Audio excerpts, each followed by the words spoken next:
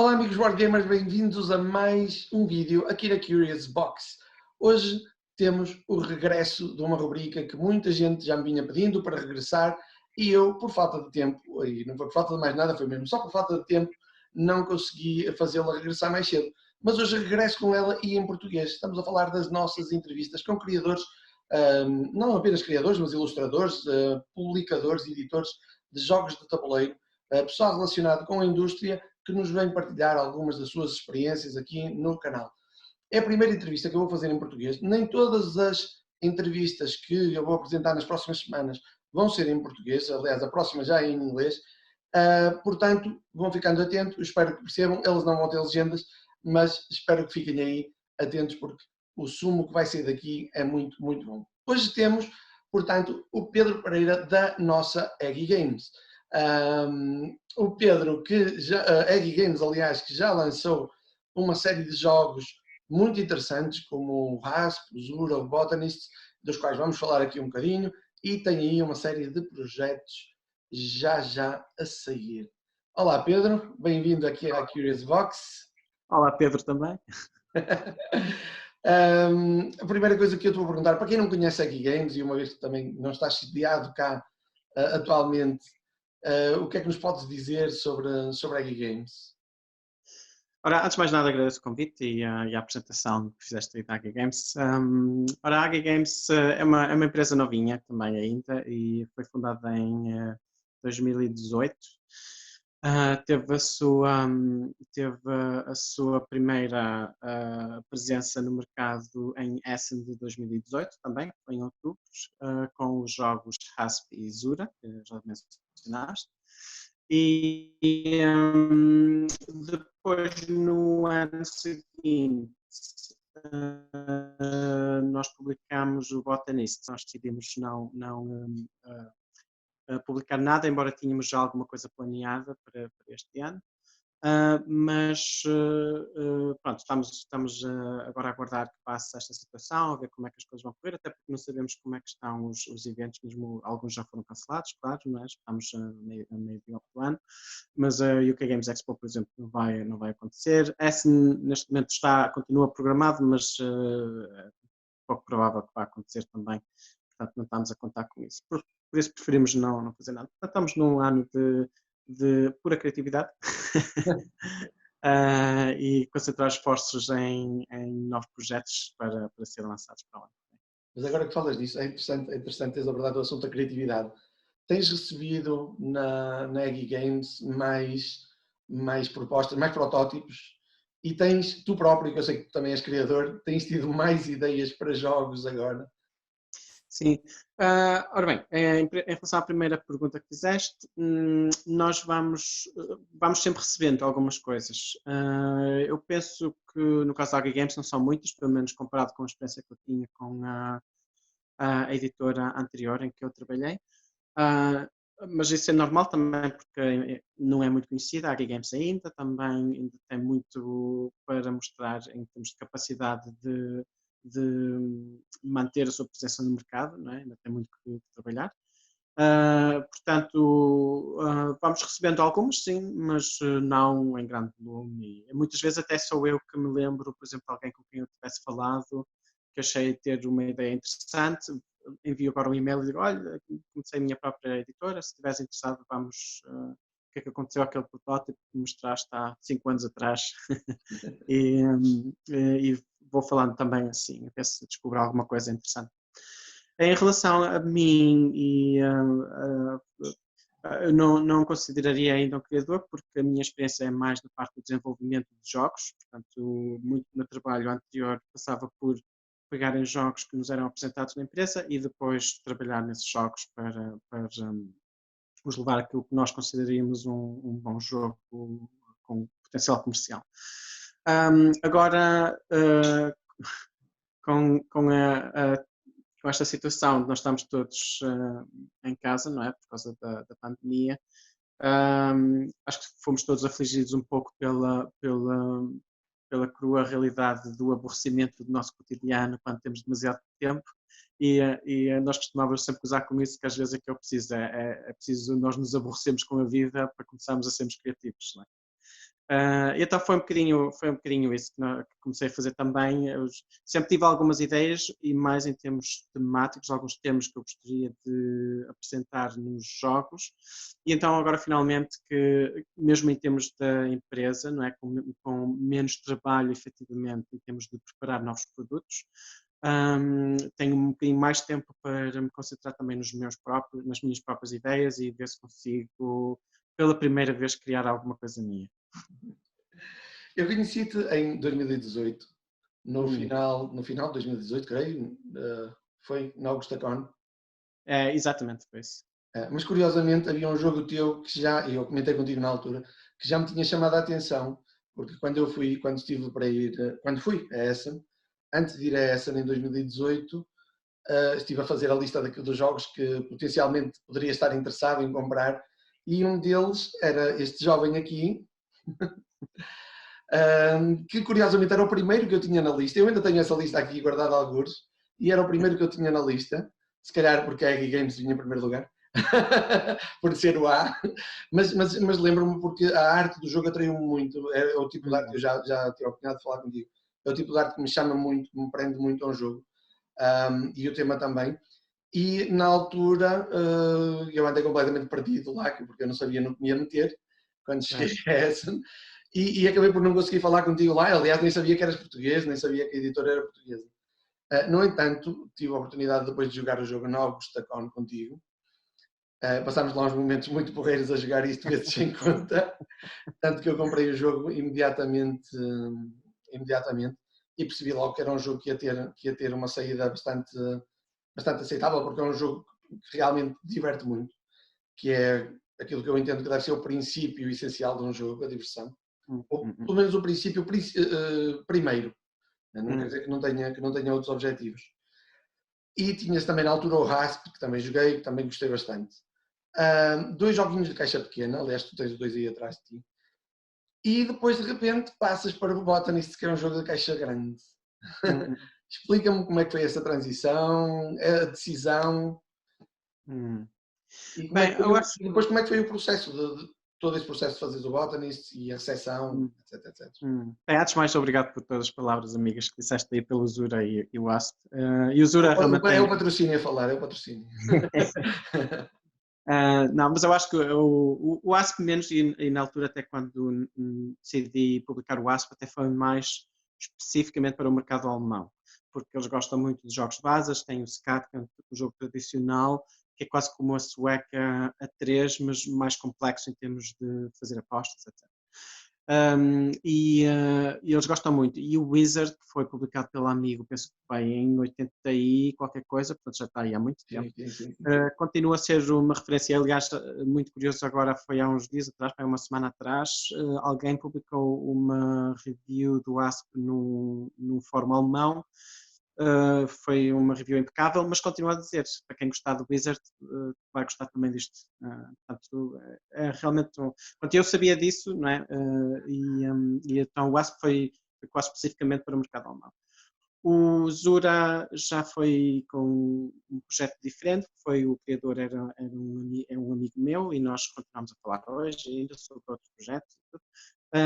E então foi já com outra intenção e o Zura foi o primeiro jogo também a abrir o conceito do World of Zura, que é aquele mundo que nós estamos a tentar criar, e vai demorar ainda um bocadinho, porque o Botanist, por exemplo, já não faz parte desse mundo, mas isso tem precisamente a ver também com a outra parte da tua questão, do porque é uma caixa grande depois das duas pequenas, que é precisamente também para não criar a impressão no mercado de que a AG Games é específica em termos de tipo de jogos. Ora, aqui está a AG Games, 2 jogos pequeninos no primeiro ano, um ou 2 jogos pequeninos no segundo ano, portanto eles estão-se a especializar em jogos de caixa pequena. Pela parte temática semelhante, não é? Ao Zura e depois o ASP também ainda faz parte desse universo, e se agora nós tivéssemos publicado outro jogo nesse universo, então só vão publicar jogos nesse universo. Foi mesmo para romper já com o perigo de sermos categorizados de uma forma muito específica e mostrar que não, vamos fazer diversas coisas e o catálogo futuro, espero, conseguir alcançar dentro de alguns anos, não é? É termos um catálogo com uma série de jogos que vão todos fazer parte de um imaginário diferente e de uma filosofia diferente daquilo Ou que seja, serão. versátil.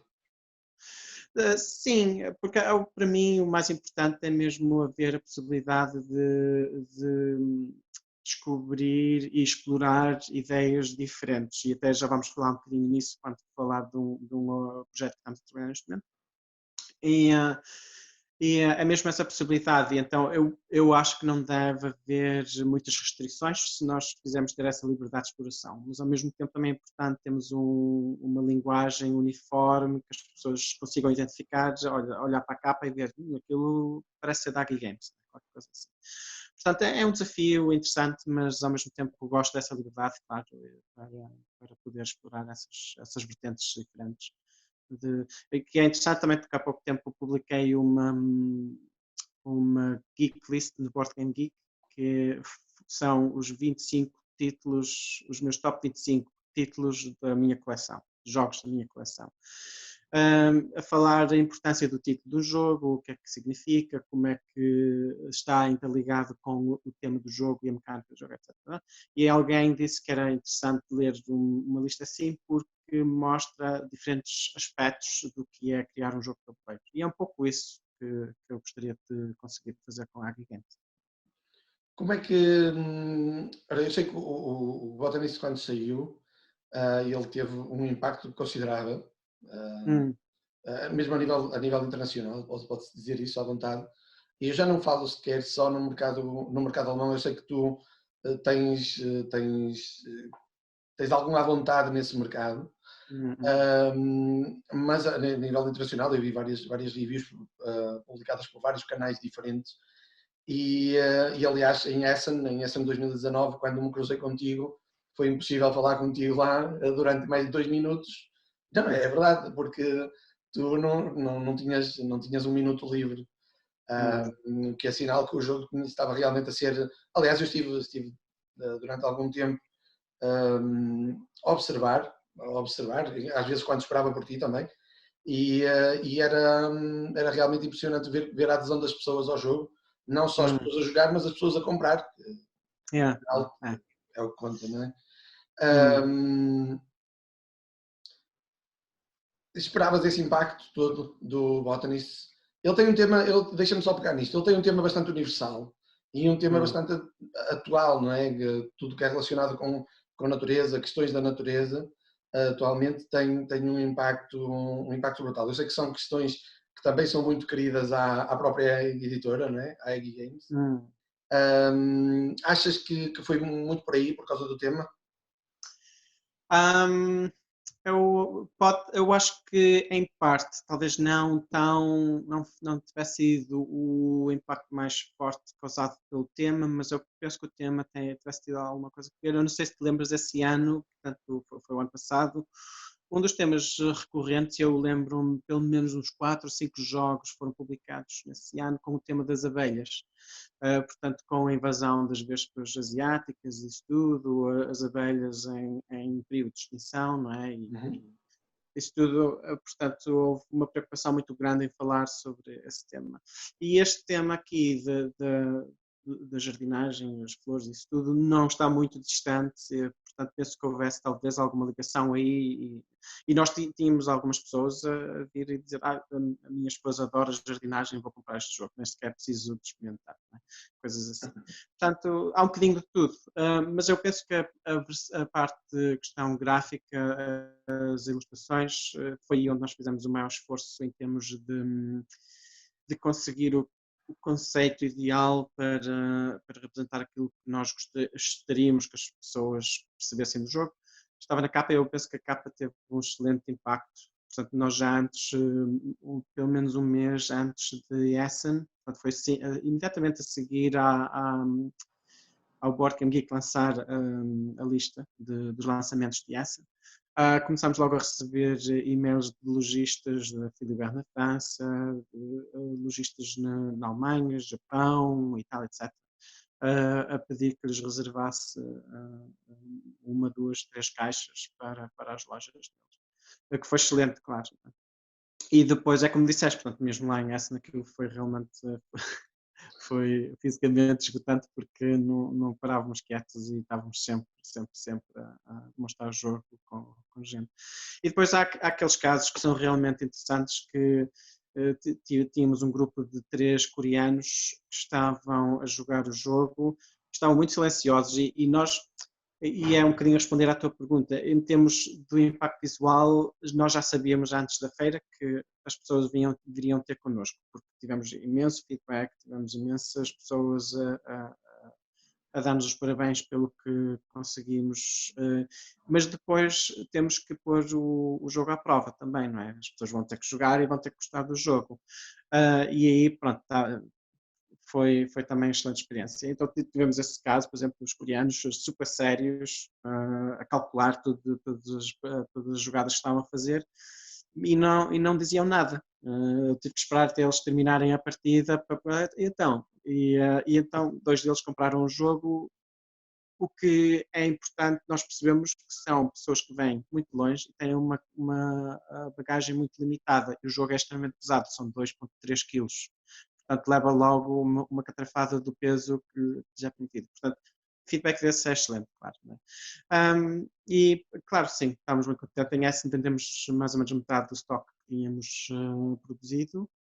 Não foi muito, mas é um número significante, claro. Não é? Portanto, para uma empresa tão nova quanto a Agi Games, claro, é excelente. E o Botanist, nesse aspecto, dá continuidade àquilo que já falaste em relação à usura, por exemplo, e que eu acho que também seja verdade para o ASO, que é as ilustrações, que são muito bonitas, são muito ricas, têm muita história a contar e as pessoas acho que dão valor a isso e cada vez mais. É um aspecto que, pois, era precisamente por aí que eu ia pegar. É um aspecto que vocês e tu em particular, consideram muito nos jogos, porque os 3 jogos da Eggy Games são 3 jogos que visualmente são realmente muito bonitos, não é? E até que ponto achas que a arte do jogo, e eu vou-te fazer esta pergunta, depois vou-te dar a minha opinião pessoal sobre isso, mas até que ponto achas que a arte, neste momento, se calhar é eu não vou dizer o principal fator, mas um dos principais fatores de compra de um jogo atualmente? Eu não diria que fosse o principal fator de compra, mas é o principal fator de atração, de interesse, de despertar interesse. Para despertar interesse é preciso ter excelente arte, eu acho. Mas eu acho que isso é normal, é como qualquer produto. A arte, embora quer dizer, e hoje em dia acho que as editoras sabem disso e há cada vez maior aposta nessa parte gráfica, estética, etc. Eu acho importante porque faz parte do jogo, do produto em si e já houve um tempo em que os jogos tinham um aspecto bastante funcional e menos esteticamente interessantes, mas que eu acho que isso veio um pouco daquela tradição do abstrato, não é? Que é preciso não me distrair com coisinhas, eu só quero pensar. Mas que, entretanto, acho que há uma percepção de que a parte gráfica faz realmente parte da experiência do jogo e quando nós estamos a falar de um jogo temático, com um tema giro, mesmo o Botanist, embora seja um jogo bastante abstrato em termos de mecânica, o facto de ter o tema das flores, eu pegar numa flor e metê-la na minha parcela é como se estivesse a plantar uma flor, não é? Este movimento que eu faço fisicamente enquanto jogador. E então, se a parte gráfica acompanhar a experiência física, melhor ainda, porque completa essa experiência. Eu acho que é fundamental e é o primeiro elemento a atrair o interesse das pessoas. Eu fiz também esta questão porque atualmente saem muitos jogos por ano. Se calhar este ano não sei menos por razões óbvias, mas é um mercado em crescimento, em franco crescimento. E tínhamos, se eu não me engano, já, pelo menos em 2019, os números que tenho é que superaram os 5.000 jogos novos a sair só em 2019. Portanto, é muito jogo e mesmo para quem joga muito. Metade disso em essa, não é? Pronto. E mesmo para quem joga muito e quem está habituado a jogar, é impossível acompanhar tudo. E quando quanto mais para o público geral, e vamos falar num público mais casual até, um público que compra só em certas ocasiões, que entra numa loja de vez em quando, ou até um curioso, mas que entra numa loja de vez em quando, a primeira coisa que vai puxar a pessoa é a arte. Não, para fazer a primeira seleção, Uhum. não é? É natural, a não ser que sejas um gamer e queiras um jogo especificamente daquele género, porque é mais um euro mais pesado, porque é mais isto, porque é mais Uhum. aquilo. Uhum. A primeira coisa, se tu não tens ainda uma ideia daquilo que queres, a primeira coisa que te vai fazer a primeira seleção passará provavelmente pela arte. Sim, é o tema, a arte e a forma como é representado o tema, exato, que é a qualidade da arte. Exato. Sim, é nesse ponto que eu acho que a arte assume um papel cada vez mais importante, até para diferenciar, até num sentido de diferenciação. Claro.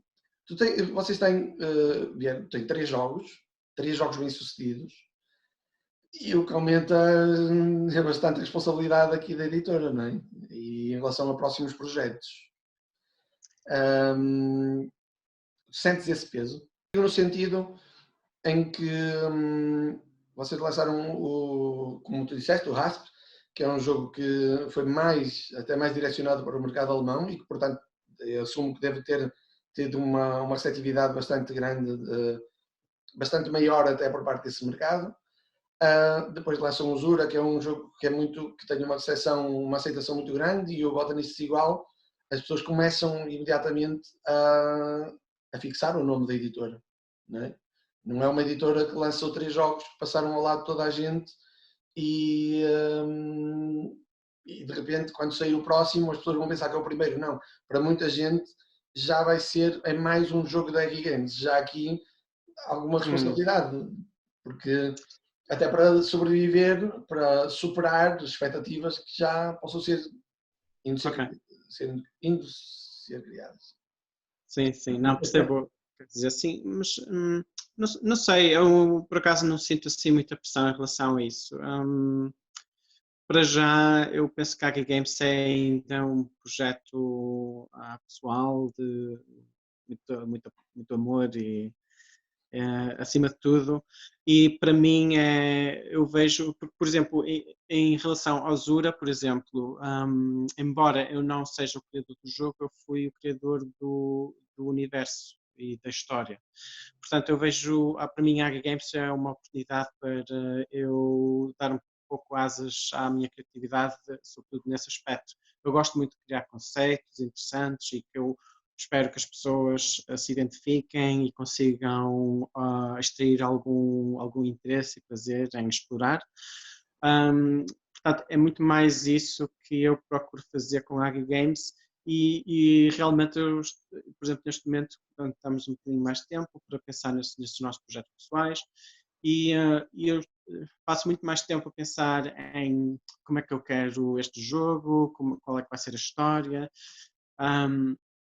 do que o que é que as pessoas vão pensar sobre o que é que nós vamos fazer e será que está claro. Nós quando depois criarmos realmente um protótipo final e começamos a pensar na parte artística, as ilustrações e isso tudo, a preocupação vai ser sempre a mesma, mas acho que isso faz parte da natureza da pessoa mais do que da preocupação do que é que nós vamos fazer com a empresa, com a marca e isso tudo. Né? E eu penso que essas partes depois surgem organicamente a partir destas preocupações que são inatas. A questão do Zura, Botanist e o ASP, a forma como surgiram, foram sempre dessas preocupações e quando eu falava com os ilustradores foi sempre um pouco, eu lembro-me no ASP, por exemplo, tinha um dos personagens, tem as crianças, não é? E nós demos uma identidade a cada uma das crianças, nós falámos quem é que são estas crianças, porque é que estão nesta situação, não é? Que é que faz, e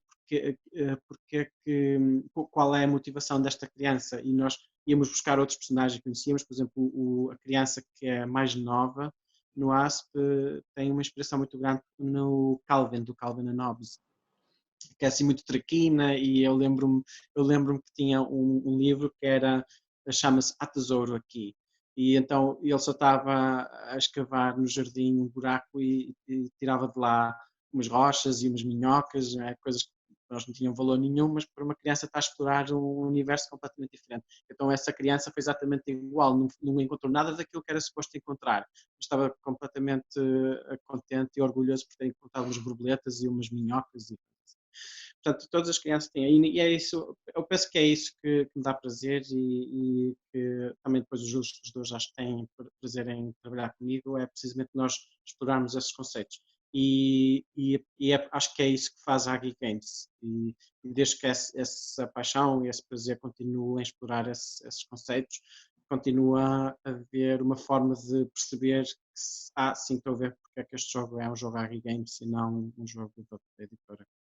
Uma das coisas que me fascinou no Zura, e já falei contigo sobre isso, foi a história. Foi a história por trás, a mitologia, digamos assim, por trás do jogo. Foi realmente, porque eu também sou muito ligado, e aliás o meu background vem todo da criação de histórias, tanto a nível escrito como a nível de vídeo, do audiovisual, digamos assim. E então esta história, a história em si, eu identifiquei-me imediatamente com ela.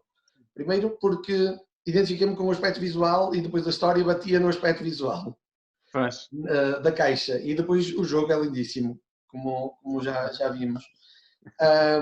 E depois todo o pacote dá aquele género, dá aquela sensação de, precisamente como tu estavas a dizer, da exploração, de um certo maravilhamento, um encantamento, que são coisas que me dizem bastante, porque isto não é um jogo de fantasia tradicional, naquele sentido que vamos explorar um mundo, mas depois encontramos muitos monstros e há batalhas, não é bem nesse sentido, pelo menos neste jogo não, pelo menos neste primeiro, não é?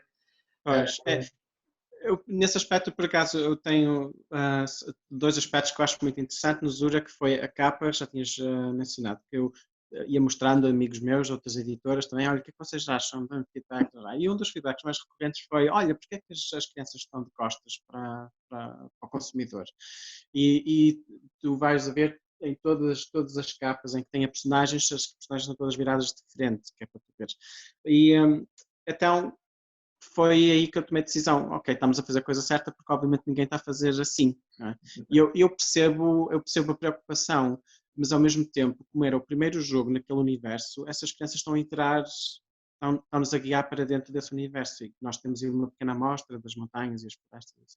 Portanto, é mais um abrir de portas e nós entramos com essas crianças para dentro desse mundo do que nós vemos as crianças.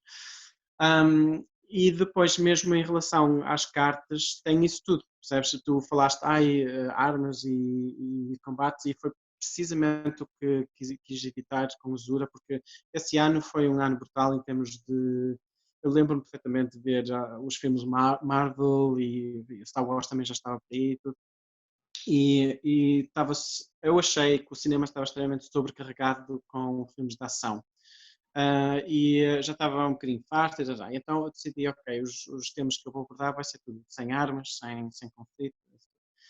E foi precisamente isso, portanto, todas as criaturas fantásticas que estão no Zura são amigas, porque elas vão nos ajudar a melhorar o nosso turno cada vez que chega a nossa vez. E ao mesmo tempo, tu se fores a ver as paisagens, portanto as 3 cartas de paisagem, que são as florestas, as montanhas e as grutas, nunca há nada ameaçador e de facto a única coisa que existe aí são as crianças na floresta estão com receio porque não desconhecem as criaturas, nas montanhas não estão preparadas para o frio, não se prepararam bem para aquela viagem e na gruta estão a tentar todas a guiar o barco para o lado, porque vem aí uma cascata, portanto não tem experiência nenhuma em como manobrar um barco. Portanto, os desafios vêm de dentro das crianças, de não estarem preparadas para aquele mundo, só que por via das circunstâncias foram obrigadas a serem expostas àquelas aventuras. Portanto, acho uma abordagem muito mais interessante do que de repente está aqui um monstro e temos que combater e para provar que nós somos corajosos porque a coragem mostra-se também de outras formas, não é só de enfrentar monstros. E a mecânica do jogo é muito engraçada, porque acaba por ter muita interação, não é, entre os jogadores, mas não é mas é uma interação positiva. Não é... como é que vocês, neste caso, que desenvolveram o jogo, vocês chegaram a esta mecânica. Explica-me um bocadinho do processo. Eu vou-me focar um bocadinho neste jogo para já só, porque foi um jogo também, sabes, que me marcou mais. Também foi aquele que eu tive dos três a oportunidade de jogar mais vezes. E eu gostava de entender, gostava de perceber esse processo de criação. Bem, olha, por acaso não vou poder dizer muito, porque o Inon Kon, que é o autor do jogo, quando eu o abordei, eu já sabia desse protótipo, ele já o tinha. Eu já sabia. E o jogo não sofreu, em termos de mecânica, não sofreu alterações nenhumas. Estava exatamente assim. O que nós modificamos, e eu tinha pedido ao Inon para rever, foi as habilidades das criaturas, porque na altura o jogo como ele o tinha era sem habilidades, era só para colecionar, portanto era um jogo mais para crianças, e eu quis fazer um jogo que fosse competitivo entre os pais e os filhos. Por exemplo, as crianças têm uma capacidade de memória muito melhor, muito mais apurada do que um adulto, já estamos cansados, já não queremos ter que lembrar nada, mas as crianças têm uma capacidade de lembrar muito melhor do que os adultos. Por outro lado, os adultos têm uma capacidade de otimização das habilidades, portanto, o jogo consegue ser muito competitivo melhorar as probabilidades de encontrar a floresta, se tiver a criatura certa, não é? Mas estou a competir com uma criança que se lembra de tudo que eu lhe ando a mostrar sem encontrar nada para mim, não é? Portanto, o jogo se mantém extremamente competitivo por causa dessas duas mecânicas que coexistem no jogo. Mas realmente foi a única coisa foi que eu pedi ao Inon, foi para rever as habilidades, para precisamente dar mais interesse aos jogadores adultos também. O que é que vem a seguir? Conta-me. Eu sei que vamos começar já pelo mais imediato, que é o que vem já este mês. Ok? Fala-me primeiro sobre esse. Pronto, primeira coisa então, nós ainda não temos as datas certas, vai ser este mês, mais lá para o fim, mas temos duas coisas a sair. Uma vai ser as regras para um jogador, solo play, do Botanists. Que nós realmente nunca deixámos de pensar nisso, porque na altura nós, quando lançámos a campanha Kickstarter, como deves lembrar, as regras Solitaire foi uma dos stretch goals que nós tínhamos proposto na campanha. Como a campanha não teve sucesso, nós acabamos por guardar as regras que tínhamos em que estávamos a trabalhar na altura e não pensar mais nisso, porque obviamente tínhamos depois Essen e toda a parte de contactos para os Essen. Mas agora, lá está, temos tempo e então decidimos voltar atrás. E então um amigo meu, que é o Alfred, que ele é neerlandês, vive nos Países Baixos, ele foi um contribuinte muito importante no processo de desenvolvimento do Botanists e ele teve muito interesse também em participar nessa parte do solo play. E realmente ele ajudou muito e acabámos até por comparar ideias minhas, ideias dele, e acabei por descartar a maior parte das minhas ideias e só ficar com as dele, e depois fomos aprimorando um pouco. Mas eu agora só estou à espera que ele também dê algum feedback, que ele teste algumas vezes, que é para nós depois publicarmos isso. Portanto, vão ser as regras oficiais para jogar Solitaire. Eu já joguei algumas vezes e acho que está a resultar muito bem. Tenho que esperar agora pelo Alfa. Pronto, isso vai ser a primeira coisa. Isso, claro, também... Faz bastante Desculpa? sentido nesta fase as regras para um jogador. Não percebi, desculpa. Faz bastante sentido e até bastante falta regras para um jogador nesta fase. Cada vez mais, exatamente. A grande parte de jogadores que colecionam e que já jogam há muito tempo, quase que têm essa expectativa de que, seja qual for o jogo, tem que ter regras para um só jogador. Mas claro, agora realmente mais que nunca faz sentido ter essa oportunidade de jogar. E depois o que é importante também nisto é que não vai requerer mais nenhum material, portanto já está tudo na caixa que é preciso para jogar só e a única coisa que vai ser necessário é fazer um download de documento a explicar como é que se joga o jogo sozinho. Portanto, já posso adiantar um bocadinho, portanto estamos a pensar ainda no título final, mas vai ser os jogadores com um ajudante, e o ajudante tem a sua própria parcela, só que a movimentação do ajudante vai ser um bocadinho diferente, a capacidade de recolha de flores também é muito menor, e nós temos que tentar optimizar o nosso ajudante, porque no final do jogo, como deves lembrar, quando tens flores murchas, levas pontos negativos, e o teu ajudante vai ser a mesma coisa, tu levas os pontos negativos dele se não cuidares de como ele trabalha. Portanto, eu acho que é um desafio muito interessante e funcionou muito bem, estou muito contente com isso. Depois temos um outro projeto neste momento que chama-se, neste momento o título em inglês é The Grumpiness, que em português será qualquer coisa do género o Gnomo Carrancudo. E é um jogo que nós para já vamos lançar só como print and play. A maior parte das pessoas que jogam jogos de tabuleiro provavelmente terão o material que precisam para fazer o jogo, para poderem jogar com bom material. Que vai ser um jogo de cartas, mas é um jogo de cartas para dois. E a ideia é um pouco. Eu jogo videojogos também e nós vemos constantemente os videojogos como lançam um jogo e depois de alguns meses fazem um update e fazem uma reiteração do jogo, vão melhorando ou vão corrigindo bugs e coisas assim do género.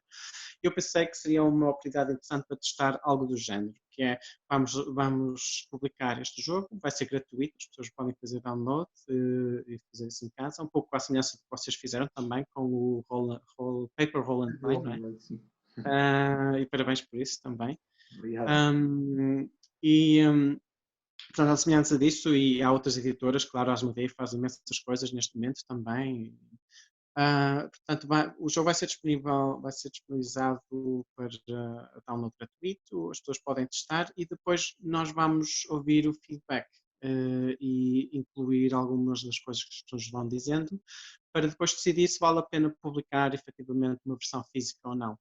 Portanto, é um bocadinho à semelhança de videojogos, muitas vezes, especialmente empresas mais pequenas, fazem versões digitais e depois, se a receptividade é elevada, então vamos lançar uma versão física também deste jogo, porque obviamente há muitos fãs.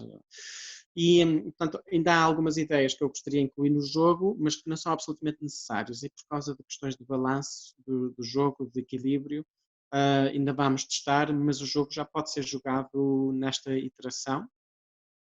Portanto, é um bocadinho como nos videojogos, depois vamos fazer uma reiteração, mas as pessoas já conhecem o jogo, portanto, depois a introdução dos elementos novos não vai obstruir nada em termos do material que tem, etc.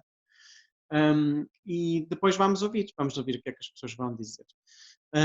Mas mesmo aqui, nós, mais uma vez, eu gosto muito da história também do jogo e é o que, lá está, acho que é isso que mais uma vez é um pouco a característica da Agricola. Portanto, só para também saberes um bocadinho da história, é baseada um pouco na nossa experiência aqui em casa com a Violane e o Heitor, o meu filho, o nosso filho. A nossa experiência é que tanto a Violane como eu somos duas pessoas extremamente ativas, ela é bloguista também e está agora a fazer um projeto novo também aqui em casa com tecidos e etc. E depois também tem o trabalho dela, etc. E então o nosso problema é que nós, para qualquer um de nós conseguir perseguir qualquer um dos seus projetos, o outro tem que tomar conta do menino, porque senão não dá.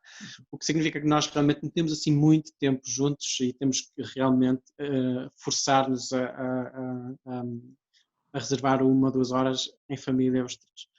E então, o Gnomo Carrancudo é baseado nessa experiência. O Gnomo é o nosso filho, e na história a miúda é a Violane e eu sou o troll na floresta. Então, a Violane é uma menina que foge de casa à noite para se aventurar dentro da floresta e o destino tinha reservado que ela fosse encontrar o troll e ao encontrarem-se eles tornam-se muito amigos, mas o gnomo não gosta nada dessa ideia, então vai tentar impedir que eles se encontrem, que é o que está a acontecer aqui em casa sempre, não é? Por causa do miúdo, nós estamos sempre desencontrados. Então a ideia é essa, um dos jogadores vai ser o gnomo, outro jogador vai ser a Vio, a Violane, a menina, e tem que jogar cartas para. Portanto, vai haver também um uma folha onde a menina, só a menina vai registrar o avanço dela pela floresta fora, e o outro jogador tem que tentar impedir que ela consiga chegar lá antes do amanhecer, porque assim que amanhecer o troll transforma-se numa rocha e então eles nunca mais se encontrarão alguma vez. Portanto, essa é a história do jogo, é um bocadinho baseada também na nossa experiência pessoal. Portanto, eu acho que é um tema muito giro e estamos agora a trabalhar com uma ilustradora para fazer uma primeira versão para o print and play e depois, se publicarmos, vamos voltar atrás e fazer um trabalho muito mais aprofundado e mais rico em termos das ilustrações e da apresentação do jogo. E mais? Eu sei que há mais. Tu sabes isso, tá? Eu sei que há mais. Depois sabes que tu vais ao Board Game Geek e clicas na Games e depois mostra lá todos os jogos. E tem lá um jogo que chama-se Hostage Crisis, não é?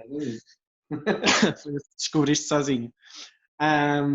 Exato, pronto. Hostage Crisis é um jogo que está previsto para 2022 e esse também é um projeto meu. E, aliás, ainda há um outro também, esse ainda não tinha falado, também já vamos falar disso. O Hostage Crisis é um jogo para 2022. Eu inicialmente estava a pensar numa caixa do tamanho do Botanist, mas ainda é muito cedo para dizer, porque embora a maior parte das mecânicas já estão consolidadas, há uma que é muito importante que vai determinar a dimensão do jogo. A história do jogo é, portanto, chama-se Hostage Crisis, mas não tem, portanto, crise de reféns, portanto, né? Mas não tem nada a ver com reféns. A história é uma história de crise da adolescência, que é um casal de adolescentes que estão muito apaixonados um pelo outro, mas um deles, a família, os pais não a deixam de sair de casa, então é o fim do mundo para ela. Não é? Não pode ver namorado, acabou-se. Então, mas a mesma coisa para o namorado também. Não pode ver namorada, não é aceitável. Então ele faz-se à estrada e entra pela casa dentro para salvar a namorada dele da família. Portanto, essa é a história, é o setting do jogo. E é um bocadinho, provavelmente um bocadinho um dungeon crawl. Até se fores ver depois no Board Game Geek já tem lá uma série de tags a indicar que tipo de jogo é. Mas a ideia é essa. Para mim, a parte mais interessante é que o jogador, portanto, um dos jogadores vai ser o namorado ou a namorada, e depois aquilo vai dar para combinar de diferentes formas. Pode ser a namorada a salvar a namorada, ou o namorado o namorado, ou a namorada a salvar o namorado. Portanto, as pessoas podem combinar de qualquer forma, mas seja quem for o herói, pode escolher entre um de três diferentes, em que um deles é mais vocacionado para a força física, outro mais para a destreza e depois outro mais para a inteligência e consegue manipular gadgets e coisas eletrónicas. E por parte do mal da fita, que será a família dela, também tem três personagens diferentes, que será o pai, a mãe ou o irmão mais novo, que é mais humilhante, o irmão mais novo estar a controlar a situação dela, não poder sair do quarto, ou ele não poder sair do quarto. E cada um deles também é um reflexo da personagem do herói ou da heroína, que é um mais vocacionado para a força física, outro mais para a destreza e manipulação, outro mais para a inteligência de manipular objetos eletrónicos, etc. Portanto, é isto um bocadinho. Portanto, a inspiração veio de diferentes sítios, que foi, eu lembro, em termos temáticos, tinha sido uma entrevista que eu me lembro com os The Cure, falar sobre o álbum deles, The End of the World, e ele falou desse single em particular e disse que End of the World isto quando nós somos adolescentes e o nosso namorado ou a nossa namorada acaba connosco, é o fim do mundo. E eu trouxe isso comigo porque é o exagero da situação emocional, não é? E então é isso, o Hostage Crisis, pronto, ela está de castigo, está no quarto dela, não é? Mas ela sente-se refém, porque está a ser impedida de ver a única pessoa que é importante para ela ou para ele. Portanto, essa foi a inspiração para o título. E depois, eu como vivi a minha infância na Alemanha, tinha lá uma banda que eu gosto muito, ainda hoje, que que chama-se Die Ärzte, que são os médicos, e é uma banda punk rock alemã. E eles tinham um álbum que tem uma espécie de uma imagem de tatu de uma mulher a ser amarrada por trás um, impedida de poder falar, etc. E essa foi um pouco a inspiração para a capa do jogo. Portanto, a capa e o título já existem e depois isso inspirou todo o resto da mecânica do jogo e a progressão da história no jogo, etc. E é o trabalho que ainda falta fazer uh, um bom pedaço. Mas já também já avançou um bom pedaço desde os primeiros conceitos. Avançam agora mais rápido as coisas. Isso. Agora as coisas avançam mais rápido. Bem, isto desde que estamos aqui enfiados em casa foi. É um boost. Estamos Olha, aqui bem com aborrecimento. e novidades em relação, porque eu sei que já falaste sobre isso,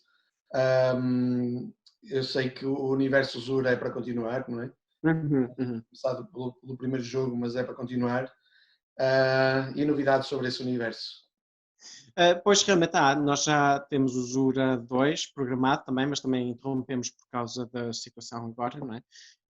Já foi testado várias vezes, gosto muito do que os jogos é neste momento e o que poderá ser com a questão temática. Aliás, também aí em Vila do Conde fomos a jogar, que a gente se entenda, ao café, e tivemos a testar lá com malta também, 5 jogadores, e o feedback foi positivo também. Portanto, realmente está também no programa, mas temos agora, mais uma vez, como esse jogo é da autoria de outra pessoa, tem outro tipo de implicações. Portanto, essas implicações vão depender muito do que vai acontecer aqui com o vírus e a reabertura dos mercados, etc. Portanto, neste momento está praticamente concluído em termos de desenvolvimento. Precisamos testar mais algumas vezes, mas à partida estou satisfeito. Pronto, não posso ainda adiantar quando é que será realmente publicado ou se será publicado, porque entretanto com este atraso também o autor pode decidir que perder o interesse, etc. Realmente não posso adiantar muito. Mas depois a Violaine também, que foi a designer do Botanist, está neste momento a trabalhar num jogo pequenino que chama-se Yule, é inspirado num evento do solstício de inverno, que são um pequeno jogo de cartas também. Faz-me lembrar um pouco o Labirinto Mágico, o Crazy Labyrinth, daquele da Ravensburger. Faz-me lembrar um pouco esse e tem alguns elementos semelhantes do mapa estar-se constantemente a modificar, mas é em cartas, nós temos que juntar uma série de ingredientes que nós estamos à procura nesta paisagem de neve para um espírito de inverno. Ainda não sei exatamente como é que vai ser o tema, isto ainda são ideias dela também, não é? Mas também estamos neste momento a trabalhar nisso, estamos aqui os dois em casa, portanto temos tempo, mais uma vez. Mas realmente estamos vamos nos mantendo ocupados e há muita coisa para publicar agora. Isto quando estou para ver, e aliás já tenho tido muitas conversas em relação a isso, e tenho ouvido conversas de outras pessoas em relação a isso. Olha, desculpa lá, antes de continuar, a bateria não se vai aguentar muito mais tempo. Não, também já vou encerrar quase. Só para saberes, se caso aconteça. Okay. Tenho tido muitas conversas e tenho visto muitas conversas do pessoal a dizer que quando isto acabar vai ser um boom, um super boom. Pois, e eu acho, pois, é interessante porque, obviamente, empresas estão à rasca neste momento, não é? Eu até decidi suspender a atividade da Games para evitar pagar despesas, por exemplo, segurança social, enquanto tiver suspensa não preciso pagar isso. Então, como nós estamos numa fase de muito mais criatividade do que vendas e etc., não é? Até porque depois as cadeias de logística estão todas interrompidas e tem que dar prioridade a outras coisas, alimentos, etc. Nós estamos numa fase muito mais de produtividade criativa do que outra coisa qualquer. E então algumas empresas que também estão à rasca em termos de se manterem vivas, e algumas podem não sobreviver, especialmente empresas mais pequenas, como a AG Games, por exemplo, vamos acabar por ter muito mais oferta em termos de protótipos do que a capacidade de absorção, se calhar, que o mercado terá no imediato após a solução do vírus.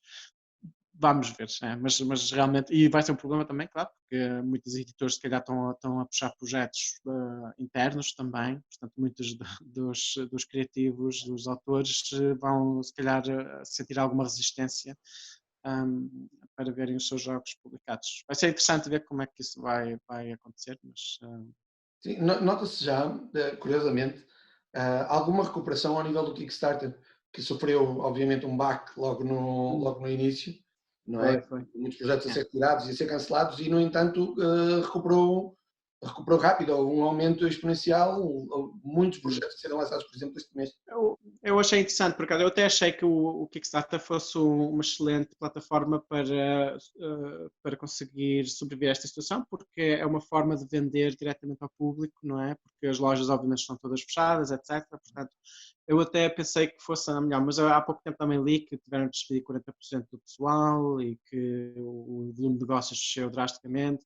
Portanto, não sei se o aumento que registrou neste momento é suficiente para completar aquilo que perderam ou se é realmente só um crescimento decente comparável ao estado em questão versus ao estado que desceram, não é?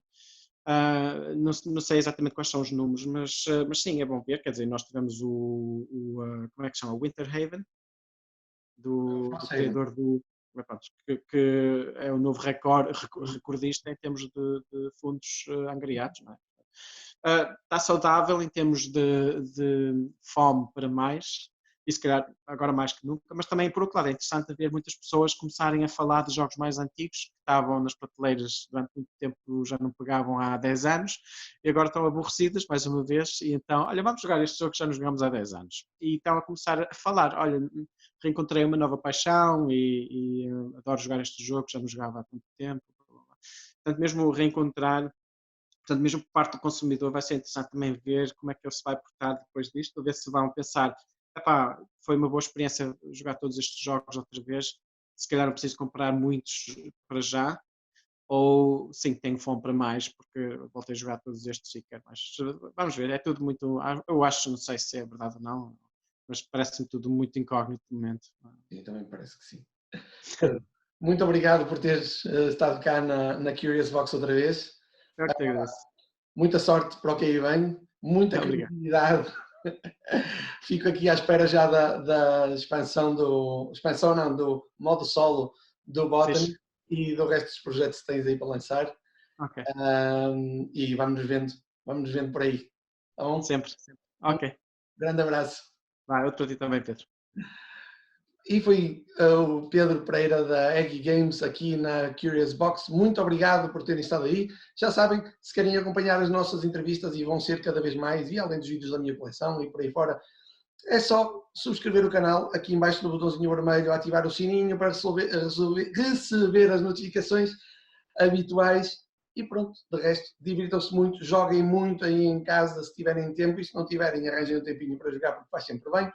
E cria momentos em família e momentos que vocês nunca mais vão esquecer. Muito obrigado por terem estado aí. Como sempre, espero ver-vos numa mesa perto de vocês.